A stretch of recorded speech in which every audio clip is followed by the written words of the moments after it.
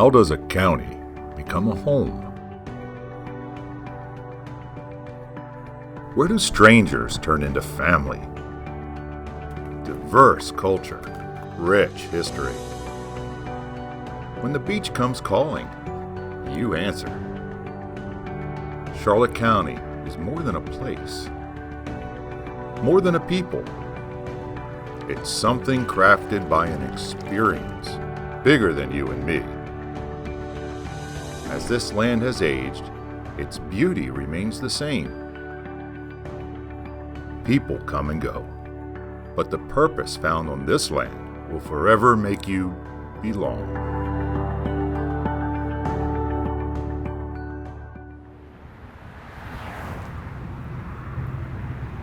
So here we are in 2021, and we're celebrating the centennial of Charlotte County, and we're looking back on these past 100 years and saying, what has happened here? How much has changed? How much is the same? I literally felt that this is like the most idyllic part of the country. All communities don't make it 100 years. My husband's from a small place in Missouri, and it's died, but here it's still vibrant. It's very long and buried how they got here, but I'm glad they were successful eventually. It was quite a feat that 5 counties were kind of split apart, and Charlotte County became one of them.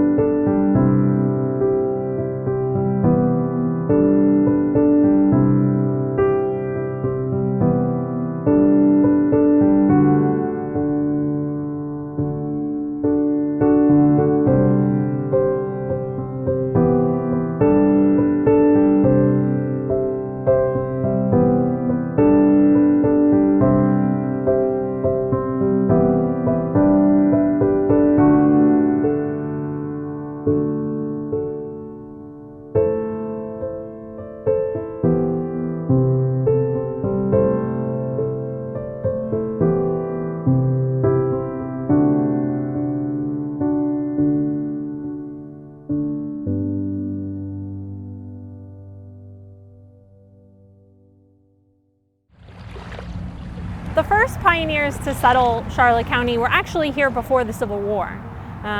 However, you're not going to see major settlements, the ones that we know today, until after 1865 when the war concludes. So for example, you have the settlement of Charlotte Harbor by the late 1860s, early 1870s.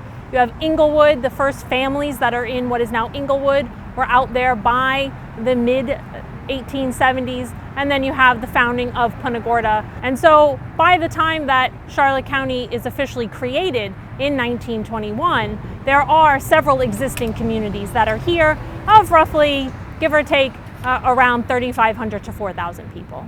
My family initially came to Charlotte County actually in 1885. One of my ancestors was a surveyor. He headed the survey team that was created by the future governor, Albert Gilchrist. And that survey team brought the railroad from Bartow to Punta Gorda. The same ancestor, he actually made the first religious service in the county, so it was actually both Christian and Jewish at the same time. It's the site of where Bethel Methodist Church is now, and that was the first church service, and it went on. And also just involved with a lot of, just very involved in civic affairs, and also from the standpoint of him being involved with having like oranges and bulbs and, you know, the business people were in back in those days. At the very beginning, African Americans, European Americans actually co-founded the town to a point where even it was incorporated by both. You had always had a very strong business community. A.C. Frizzell moved here in 1918, put together a lot of real estate, and eventually sold about 90,000 acres to what became Mackle Brothers, and which then became General Development Corporation, and that's Port Charlotte. After 1945, Charlotte County is still relatively small. We are still talking tens of thousands, not hundreds of thousands. So this is going to change very dramatically in the 1950s. Port Charlotte was being developed. I was young, but it was it was amazing. you know, to see all these houses going up. And I think one thing that I thought was funny as a kid was, you know, they built the roads first. So there were all these roads to nowhere out in the outer parts of Port Charlotte. We came in 1959. My dad was retired military, and that's when Mackle Brother was running up north, all the ads about $10 down and buy a lot and buy a house. So he came down here to retire. And are you familiar with the New York section right off of, that's where we partied in high school, the New York section. It was nothing but woods. It was originally set up as a small community where this was going to be for older folks, this not just retirees, but even people who hadn't retired, but looking to escape the cold, right? And this was meant to be affordable living. This was meant to be a beautiful living, right? That you are within walking or short driving from Charlotte Harbor, the Peace River, beaches, right? All of this was touted as part of the reason why you should move to Port Charlotte. And I think it's interesting when you look at the General Development Corporation brochures that were being sent out to all parts of the country. You can see that. That's what they're pushing. What are the pictures that they show? They're showing the beaches, the sand, of course, right? But they're also showing older people in communities. They're showing people gathered, for example, at the Cultural Center in Port Charlotte. They're showing people in neighborhoods with, you know, where you know everyone and where you can walk to shops and things like that. Just like the early pioneers here, when they came here 100 years and settled in all these little Mackle houses and so forth, and they built this cultural center, was one of the first big things that happened in Charlotte County. And you think of, they had classes here, and it's you know, it was a tremendous asset to this community, and it still is, and always will be, I think. It seemed to be the right balance, coming from the big city, knew that we would never get there, but the growth was good. I mean, even seeing the vacant lands in the neighborhood. We used to hang out, play neighborhood football games as those started to get developed with houses. We knew that there was going to be some great potential there. In the late 70s, early 80s, there wasn't a day that something wasn't being built in Charlotte County. The roads were starting to become much like they are now. Things like Kings Highway was a 2-lane road.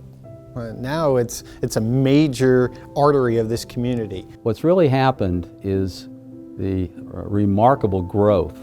And we were experiencing, we had the 3 major developers booming at that time. General Development Corporation, Punta Gorda Isles, building all the stuff in Deep Creek and Burnt Store area, and also Rotunda.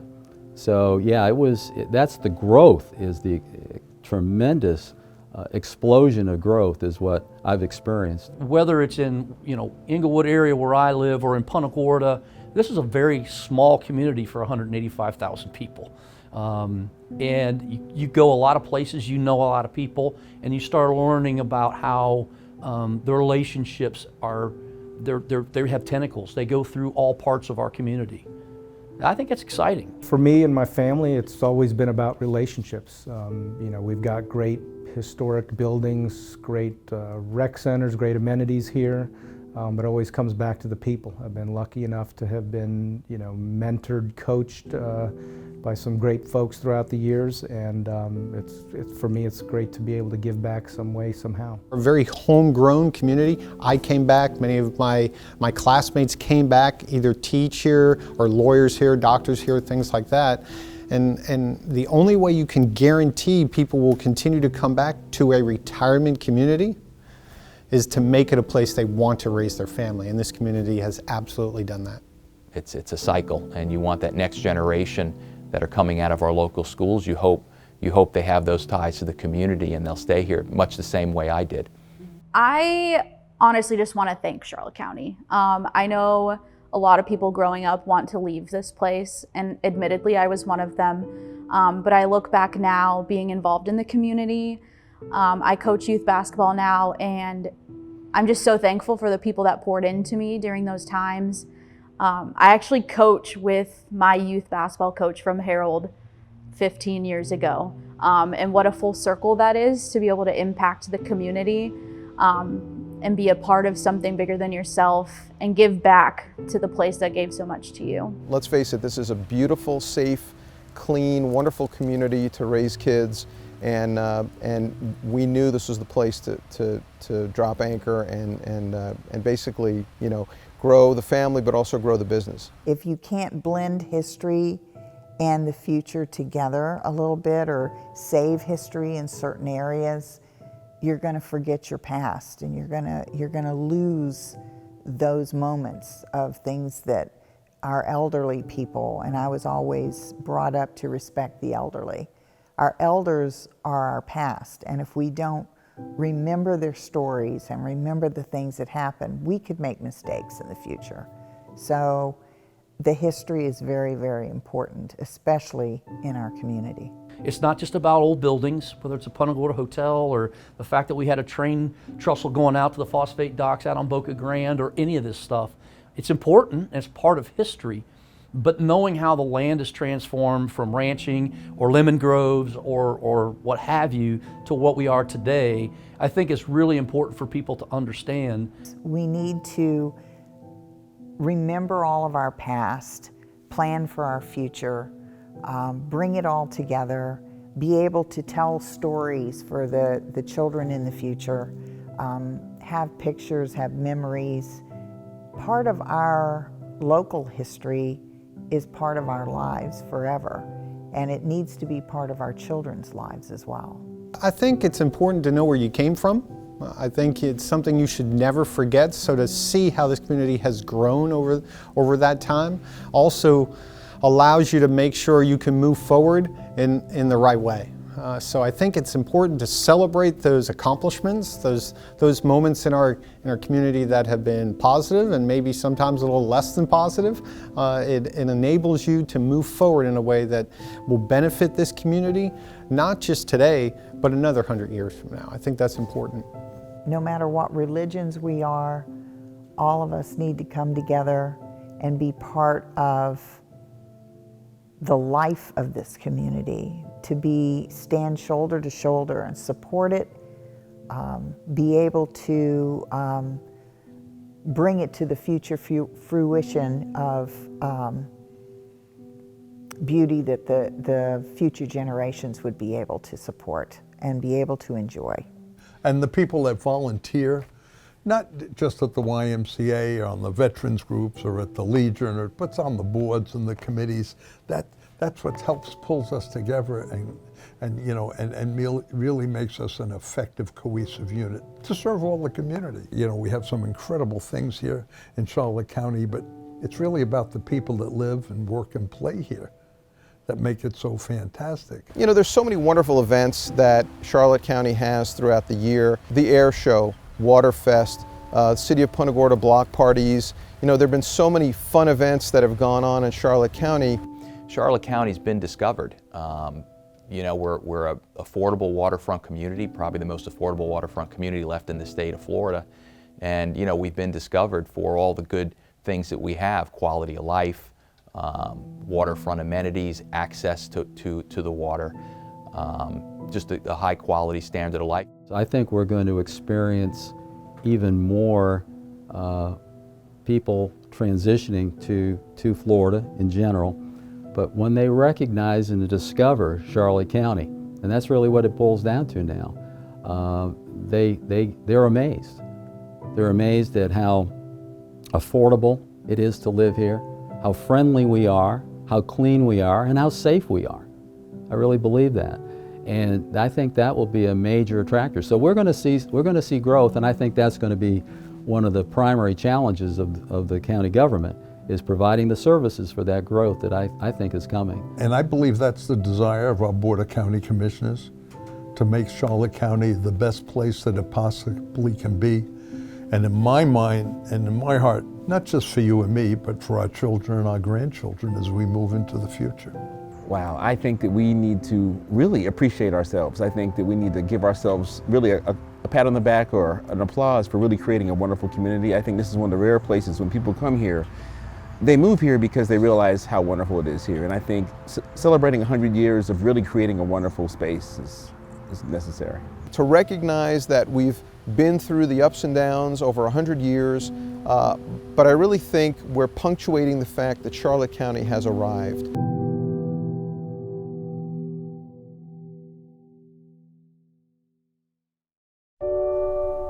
History must be made before it is told. It is made in moments we are given. It is a promise to look back on. It's something we inherit, but we also get to choose what mark we'll leave on it.